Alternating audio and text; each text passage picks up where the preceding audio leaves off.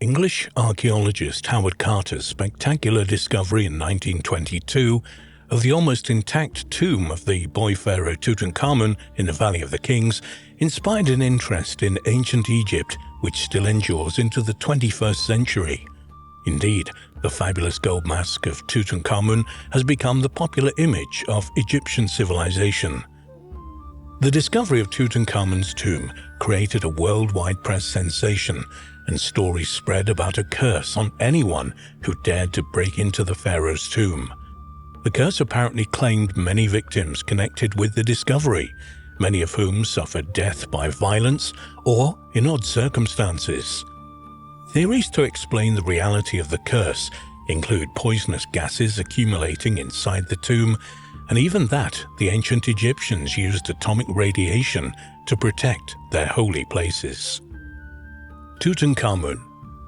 Tutankhamun was born in 1341 BC, the son of 18th dynasty pharaoh Akhenaten, and ascended the throne probably in 1332-3 BC at the age of 8 or 9 on the death of his father. Tutankhamun, living image of Amun, ruled from his capital at Memphis to the south of modern Cairo and married his half-sister Ankh-Esenpaten. They had 2 children, but both were stillborn. As pharaoh, Tutankhamun's father Akhenaten had broken with religious tradition, sanctioning the worship of only one god, Aten, and rejecting all other gods.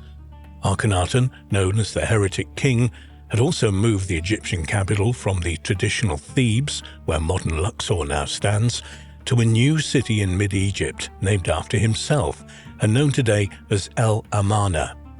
During his reign of about 9 years, Tutankhamun restored Egypt's traditional gods and their temples, including Amun, and brought the worship of Aten to an end. He also re-established Thebes as the religious capital of Egypt. When he was around 17 or 18 years old, Tutankhamun died unexpectedly, probably as a result of malaria and an infected broken leg after a fall from his chariot. A recent theory regarding the king's death, suggested by Houghton Ashrifian, a surgeon at Imperial College London, is that he suffered from a form of temporal lobe epilepsy and that his broken leg was caused by a seizure which led to the fall. After his death around 1323 BC, Tutankhamun was buried in a relatively small tomb in the Valley of the Kings. After the tomb was sealed for the last time, debris from the construction of other tombs accumulated in front of it. And almost 2 centuries later, workmen constructing the tomb of Ramesses VI, who reigned from 1145 to 1137 BC, built their huts over its entrance, thus concealing it from view, and inadvertently protecting it from grave robbers for more than 3,000 years, until the arrival of English archaeologist Howard Carter in the early 20th century. The discovery of the tomb. Between 1915 and 1922, Carter undertook a series of excavations in the Valley of the Kings, ancient Egypt's royal burial ground, financed by Lord Carnarvon.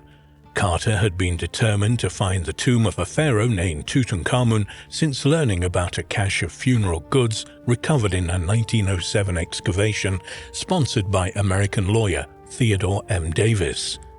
On the 5th of November 1922, Carter and his team discovered a doorway sealed with a royal necropolis seal, showing the jackal-headed god Anubis, symbolizing a king over 9 enemies. Carter knew he was on the verge of discovering a magnificent, untouched tomb. He returned home, sending a cable to Lord Carnarvon in England, which must have made his heart jump. At last, have made wonderful discovery in a valley, a magnificent tomb with seals intact, recovered same for your arrival. Congratulations. On November the 26th, Carter discovered a second seal doorway, almost the same as the first, with similar seal impressions. Unable to restrain himself any further, Carter made a hole in the top of the doorway and using a candle looked inside. He describes in his excavation diary what he saw. It was some time before one could see. The hot air escaping caused the candle to flicker, but as soon as one's eyes became accustomed to the glimmer of light, The interior of the chamber gradually loomed before one, with its strange and wonderful medley of extraordinary and beautiful objects heaped upon one another. With the light of an electric torch as well as an additional candle, we looked in.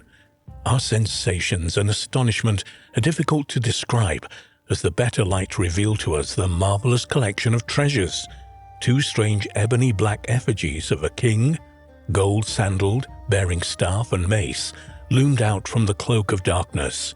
Gilded couches in strange forms, lion-headed, heather-headed, and beast infernal, exquisitely painted, inlaid and ornamental caskets, flowers, alabaster vases, strange black shrines with a gilded monster snake appearing from within, finely carved chairs, a golden inlaid throne, stools of all shapes and design of both common and rare materials, and, lastly, a confusion of overturned parts of chariots glinting with gold, peering from amongst which was a mannequin.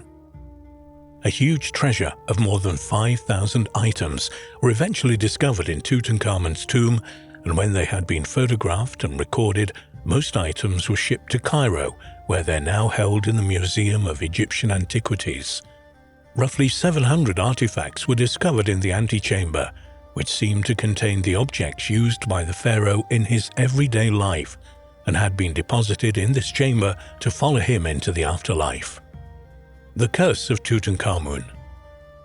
Carter's diary for March 20, 1923, notes that he left for Cairo due to the illness of Lord Carnarvon, who had contracted blood poisoning thought to have been caused by an infected mosquito bite on the cheek. The next day, Carter describes Carnarvon as very ill with an acute attack of blood poisoning, and on the 26th writes that he'd had developed pneumonia. Carnarvon died early in the morning of April 5th in the Continental Savoy Hotel in Cairo, less than 2 months after the official opening of the burial chamber of Tutankhamun. After the excavations of Tutankhamun's tomb came to an end in 1932, Howard Carter returned to London, retiring from archaeology and undertaking part-time work as an agent for museums and private collectors, while at the same time working on the publication of his findings from the Valley of the Kings. But on the 2nd of March 1939, he died of lymphoma, a type of cancer, in Kensington, London at the age of 64, before he was able to fully publish his discoveries. The relatively early deaths of Lord Carnarvon and Howard Carter, as well as others connected with the excavation of Tutankhamun's tomb, has led to stories of some kind of Pharaoh's curse.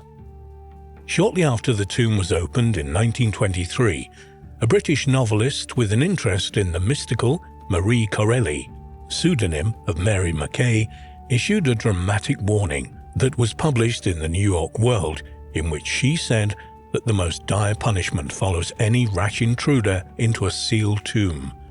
There were stories that an ancient Egyptian warning had been found inside the tomb, and when Lord Carnarvon died 6 weeks after the tomb had been opened, Arthur Conan Doyle, the creator of Sherlock Holmes, and by this time a convinced spiritualist, suggested his death had been caused by elementals or curses concocted by ancient Egyptian priests to guard the tomb of the king Tutankhamun, but no such curse had ever been found inside the tomb. Theories for the curse. A number of theories have been put forward concerning the curse of Tutankhamun, including the ancient Egyptians' use of poisons or toxins in the protection of the tomb of the boy king Pharaoh. In recent years, a scientific mummy's curse theory has been offered where exposure to ancient, toxic pathogens from the sealed tomb may have affected many of the visitors to the site, including Lord Carnarvon, Jennifer Wegner, an Egyptologist at the University of Pennsylvania Museum, including Lord Carnarvon. Jennifer Wegner, an Egyptologist at the University of Pennsylvania Museum in Philadelphia, said, "When you think of Egyptian tombs, you have not only dead bodies, but foodstuffs, meats, vegetables, and fruits. It certainly may have attracted insects, molds such as bacteria, and those kind of things. The raw material would have been there thousands of years ago." Recent laboratory studies have shown that some ancient mummies do indeed carry potentially dangerous species of mold. These molds can cause allergic reactions ranging from congestion to bleeding in the lungs, which can be particularly harmful for people with weakened immune systems. In 1949, an atomic scientist called Louis Bulginari suggested that contamination through atomic radiation could explain the curse. He commented on the subject at the time, saying that, "It is definitely possible that the ancient Egyptians used atomic radiation to protect their holy places. The floors of the tombs could have been covered with uranium, or the graves could have been finished with radioactive rock. Rock containing both gold and uranium was mined in Egypt. Such radiation could kill a man today." This theory may not be as far-fetched as it sounds. In 1999, James Bigu of Laurentian University in Sudbury, Ontario, and researchers with the Atomic Energy Authority of Egypt in Cairo examined 7 ancient Egyptian monuments, including tombs in the Valley of the Kings. 3 were found to have potentially hazardous radon concentrations. The highest level was in the Samkat Pyramid at Saqqara, south of Cairo. Radon is produced by the decay of uranium in the ground and in rocks used to build the monuments. Bearing such evidence in mind, it's surely possible that high levels of radon inside Tutankhamun's tomb was responsible for causing the Pharaoh's curse.